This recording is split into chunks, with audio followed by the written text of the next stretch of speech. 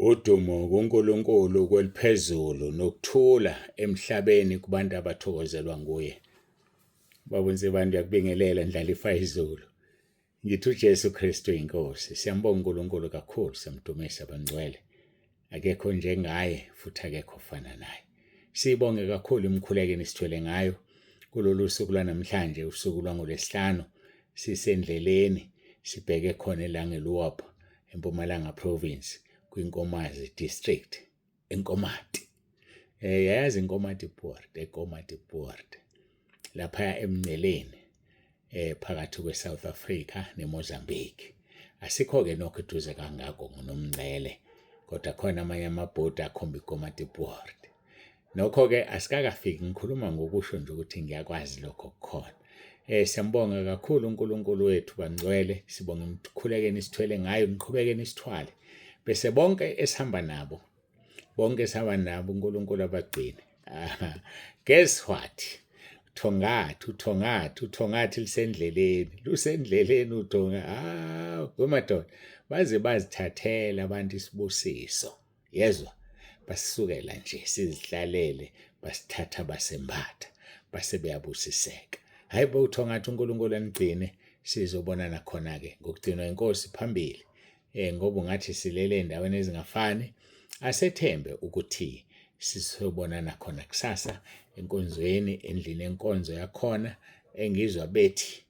Angazi mina ngoba ngayibona ngathi incane ingakapheli, kodwa ngizwa bethi sokhonzela endlini yenkonzo. Angazi ngempela ukuthi sophelela yini, kodwa uJesu yazi. Angifuni ukungena lapho. Siyambonga kakhulu uNkulunkulu, siyamdumisa, siphephile okwamanje, siphephile, siyakholwa sizophepha size sibuye emakhaya. uNkulunkulu-ke anigcine, uNkulunkulu abe nani, usalalela lenkonzo. Sikhuluma ngomthetho. Madoda, umthetho. Yazi kunabantu abazenzela umthetho bezifaka i-application yasesihogweni. Umthetho usuke ufaka i-application yasesihogweni.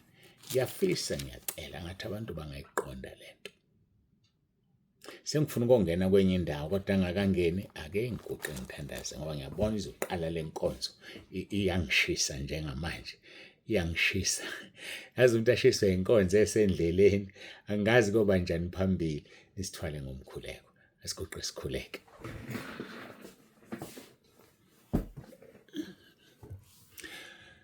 Babongcwele, babolungileyo, uNkulunkulu wethu nomusa, siyabonga kakhulu.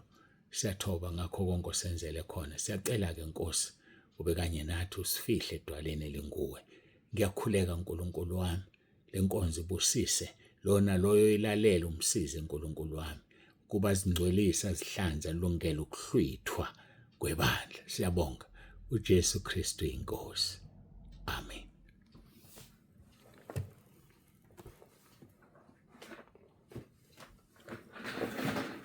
Simbonga kakhulu uNkulunkulu, sikhuluma ngomthetho nabaprofeti noJesu ezogcwalisa umthetho. Sizofunda-ke lapha Matthew chapter 5 verse 17.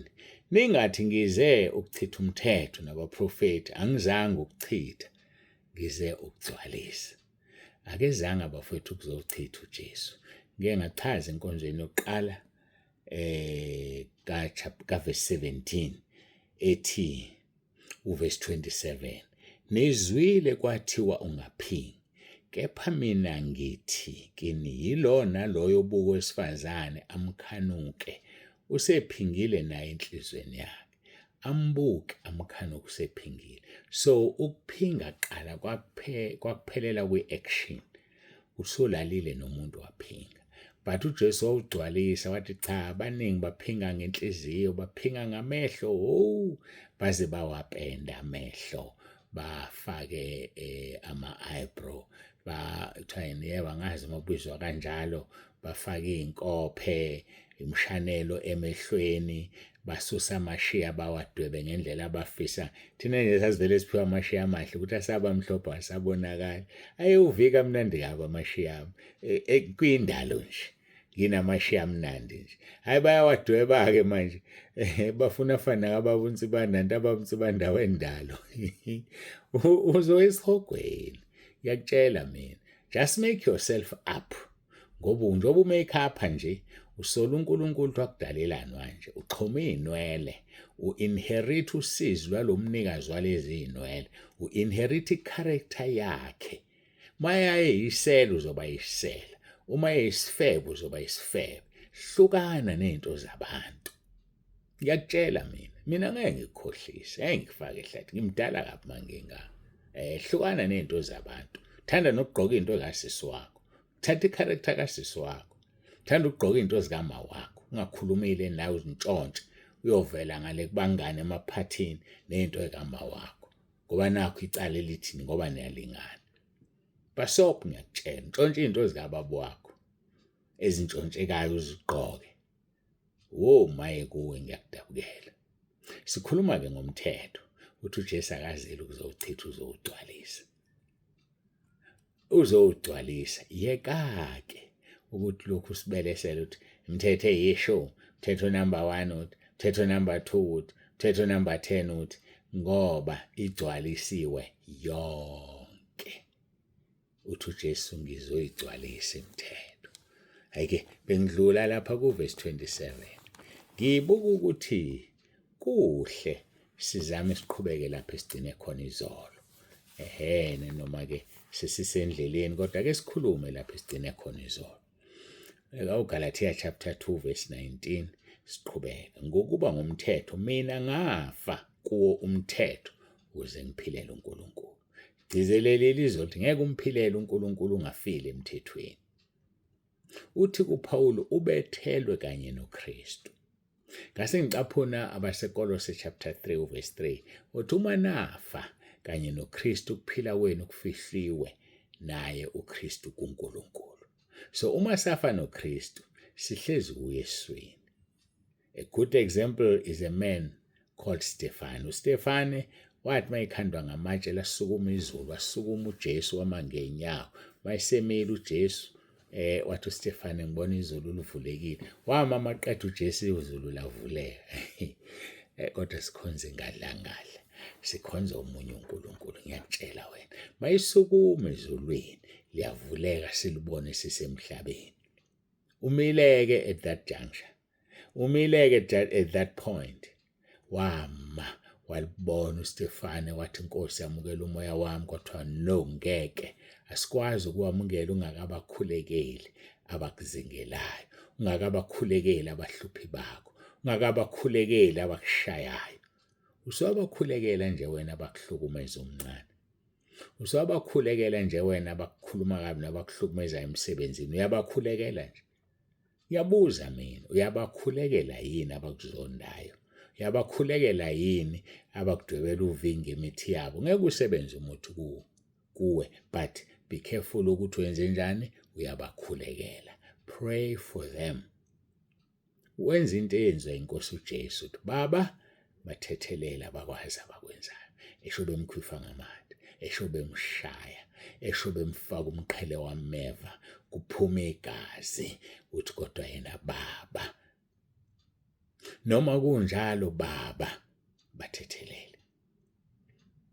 Asikho isono esingenziwa kuwe bese ungaxoli. Not a single one. Noma ngabe umuntu ukukhohlisile, noma ngabe akathembekanga, noma ukuyengile, noma ngabe enzeni kuwe, umoya ongcwele kuphela ukuthiwa uma wone kumoya ongcwele ngeke uthethelelwe kuleli nakwelizayo. Kodwa nje wena nje asikho isono kufanele ungasithetheleli. Noma ngabe ufice indoda yakho ilele nentombi phezu kombhede, noma ngabe ufice umfazi wakho elele nomfana osebenza engadini phezu kombhede, mthethelele ngoba ufuna ukezulwini. Yeka ukubamba amagqubu. Noma kuthiwa umamezala ukuzonda kanjani, mthethelele. Yeka ukubamba amagqubu, ufuna ukezulwini wena. Izulu lingcwele lifuna abantu abangcwele. Hlonipha umzimba wakho uma ufuna ukezulwini. Yeka ukufaka amabhlukwe. sebezophuma uzobona bazophuma phela nje wangithinte namaruji nje ngathinta imshanelo emehlweni bazophuma phuma uhambe vele ubusendaweni wrong okubhlungu ukuthi uhamba nenxeba ngeke uzilandulele ngosuku lokugcina. The same group will appear in front of you and you will be judged accordingly. Le group le ngayithathi kancane. Umuntu wayi-initiator inkosi uJesu. So sihamba kwi-initiation yakhe, sihamba la ethi asihambe khona. Ngakho-ke uthi umpostoli Paul ngibethelwe kanye noKristu. Akuseyimi ophilayo, kepha uKristu uphila kimi, kodwa ukuphila engikuphilayo kwalokho enyameni ngikuphila ngokukholwa, okungukukholwa indodana kaNkulunkulu eyangithandayo yazinikela ngenxa yami. uJesu wasithanda bafowethu. Wasithanda singakazalwa, wasithanda singekho, wazinikela ngenxa yethu, wasikhulekela kuJohane 17. Ekuthando olungaka. Manje ubona uthando wena, nami ngibona uthando, kodwa ngiyadlula othandweni ngoba ma lungasebenzanga kuwe ngibona amalahle esihogo. Ngibona ulaka lukaNkulunkulu oluphila kuwe. Sikufundile sile ukuthi ulaka makuthiwa luhlezi, the wrath of God abides in you, luyahlala kuwe. Kanti uJesu ethi abide in me and my words in you, hlalani kimi namazwi amahlale kini. So nolaka likaNkulunkulu luhlala exactly the same way as na uhlezi kuJesu. Ngakho-ke qaphela, ngidonsa nje ngendlebe, just be careful, be warned. Ngoba liyeza usuku oluvutha njengeziko, luyeza usuku lapho bonke abantu abenza okubi luzobashisa, lungabashiyeli impande nagatsha. Ngakho-ke hlala enkosini ungasuki. Hlala nje, nosho umoya wombuso ukuvukela, ungayishiya indawo yakho. Makungabi wena ophilayo, akube uKristu ophila kuwe. Ukuphila okuphilayo ukuphile ngokukholwa. Asiphileni ngokukholwa, asihambeni ngokukholwa engokubona. Ukuphila okuphilayo ukuphile ngokukholwa. Indodana kaNkulunkulu eyasithandayo yazinikela ngenxa yethu. Athi verse 21. Angiwenzi izwe umusa kaNkulunkulu. Ungakwenzi izwe ukukholwa. Ungawenzi izwe umusa kaNkulunkulu ngoba sisindisiwe ngomusa kaNkulunkulu. Qolo nalokho asizenzeli ngemsebenzi. Kungumusa kaNkulunkulu sisindisiwe. Ufunde lapha kwabase-Efesu. It's through the grace of God that we are saved. Ngaphandle komusa kaNkulunkulu akukho ukusindiswa. So ngakho-ke masingawenzi ize umusa kaNkulunkulu. Ukuba ukulunga kuya ngomthetho, khona kuKristu afelise. So ukulunga kuyi ngomthetho, ukulunga kuya ngokukholwa, okungukholwa endodaneni kaNkulunkulu. Ulungile wena na? Ithini impendulo? Ulungile na? Uyahamba ezindleleni zikaKristu? Uyahamba ezimisweni zakhe? Ziyasiza imiso zakhe. And uma ibona ukuthi awuzizwa, awumlaleli, uyakuhlupha. Athi umbhali weHubo 119 verse 71, kwangilungela ukuba ngihlushwe uze ngazi izimiso zakho. Ngeke uzazi uma ungahlushwa. Ngeke uzazi ngoba uSathane ulethe spiritual blindness. Awubone emehlweni uphuphuthekisiwe isithe singuSathane. Kunezinto ongaziboni. Ngiyakudabukela. uNkulunkulu akakusize, uNkulunkulu akuthinte. Uyizwe itouch yakhe. Just feel his touch. You will never be the same. Mvumela akuthinte. Mvumela abeke isandla sakhe phezu kwakho. Athi kuHubo 139. Umuntu engimthandayo ngiyamzungeza, ngemuva nangaphambili, ngibeke isandla sami phezu kwakhe. Just feel the touch. Usuphilile esonweni zakho. Usunqobile enkanukweni zakho. Usunqobile emandleni obumnyama. if you can just feel the touch. Ngoba mayikuthinta amademoni ayasuka, mayikuthinta ukungcola kuyasuka. Just feel the touch. Nawe ogulayo, just feel his touch. Uzokuthinta usuyaphiliswa. Usuphilisiwe. Uphilisiwe esifweni sakho. Usuphilisiwe esifweni seminyaka ngeminyaka. Lalela nje ukuthinta kwakhe ngesandla sakhe sokunene sokulunga. Mayikuthinta uyaphiliswa. Uyaphiliswa. Mayikuthinta uyaphiliswa. Mayikuthinta uyaphiliswa. Siyambonga uNkulunkulu kakhulu. uNkulunkulu akubusise, uNkulunkulu akugcine. uNkulunkulu abe nomusa kuwe. Khanyisa ubuso bakhe phezu kwakho. Aphinda aphakamise ubuso bakhe ube nokuthula. Asigoqe sithandaze. uJesu Kristu inkosi.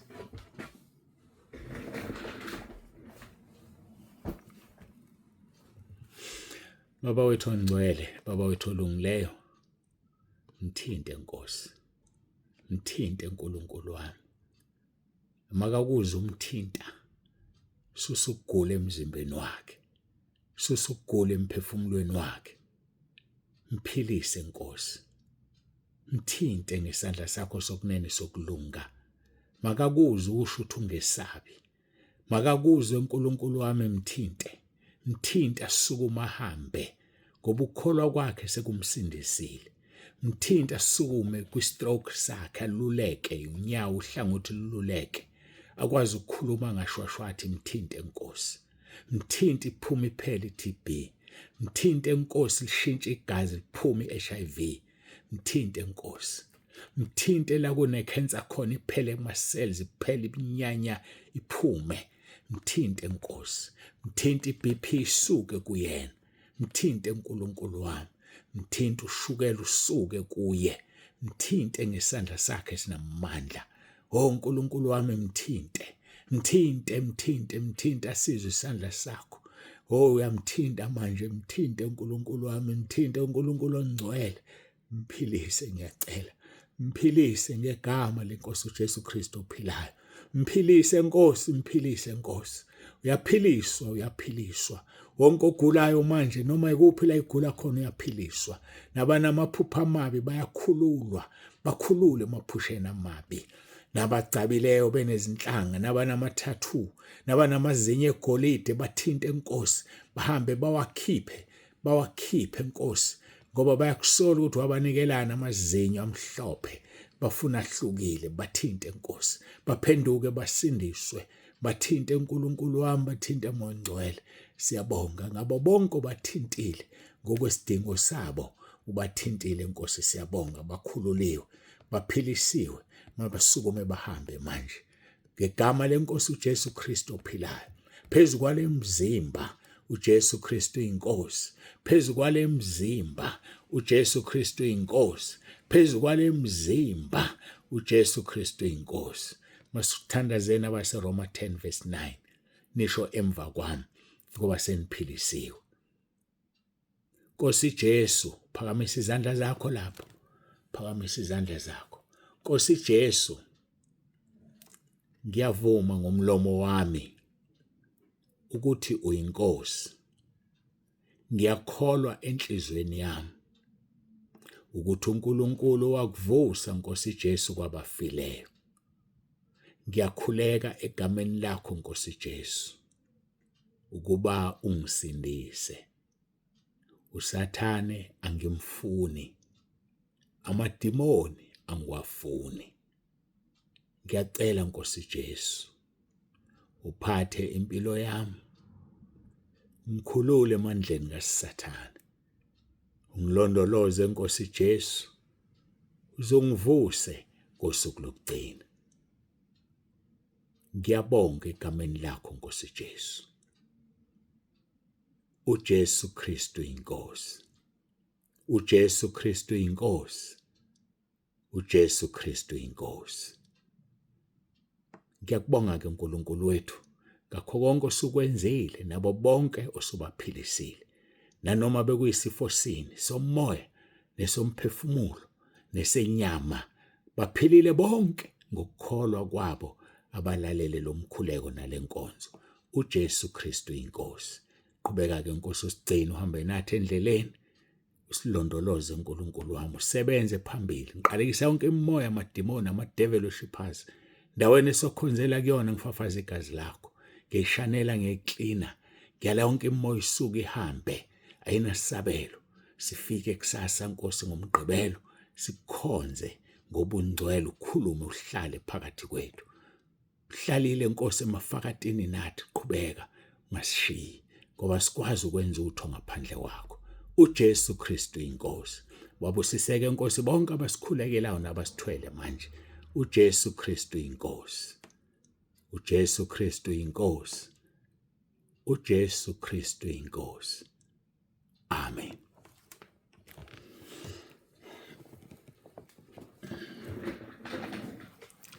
Siyambonga uNkulunkulu kakhulu bangcwele, siyamdumisa. uNkulunkulu anibusise endaweni zonke. Siyanithanda. Sibonga imkhuleko nisithwele ngayo sisendleleni. uNkulunkulu anigcina anibusise. uJesu Kristu inkosi.